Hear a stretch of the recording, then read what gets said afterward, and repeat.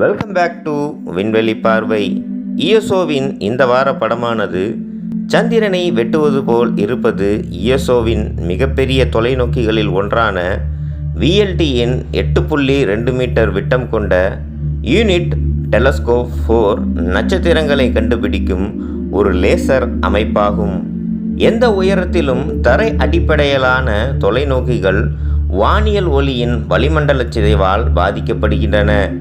இதை எதிர்ப்பதற்கு வானியலாளர்கள் தகவமைப்பு ஒளியியலை பயன்படுத்துகின்றனர். இத்தொலைநோக்கி கூர்மையான படங்களை அளிக்கிறது.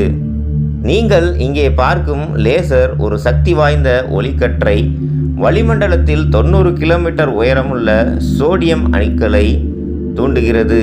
அதன் விளைவாக ஒளிரும் செயற்கை நட்சத்திரத்தை உருவாக்குகிறது. வளிமண்டலத்தின் மங்கலான விளைவை அளவிடவும் சிதைக்கக்கூடிய கண்ணாடிகளை இயக்கவும் வானியலாளர்கள் இந்த நட்சத்திரத்தை பயன்படுத்துகின்றனர். விமானங்களுக்கு இடையூறு விளைவிப்பதை தவிர்க்க இந்த லேசர்கள் தானியங்கி விமான தவிர்ப்பு அமைப்பை சார்ந்துள்ளன. இந்த அமைப்பு வானத்தை தொடர்ந்து கண்காணித்து லேசர்கள் சுட்டிக்காட்டப்பட்ட வானத்தின் பகுதிக்குள் விமானத்தின் பாதை நுழையும் என்று கணிக்கப்படும் போதெல்லாம் லேசர்களை உடனடியாக அணைத்துவிடும். இந்த வீடியோ உங்களுக்கு பிடிச்சிருந்தா லைக் பண்ணுங்கள், சப்ஸ்கிரைப் பண்ணுங்கள், கமெண்ட் பண்ணுங்கள், ஷேர் பண்ணுங்கள், மற்றவங்களுக்கும் சொல்லிக் கொடுங்க.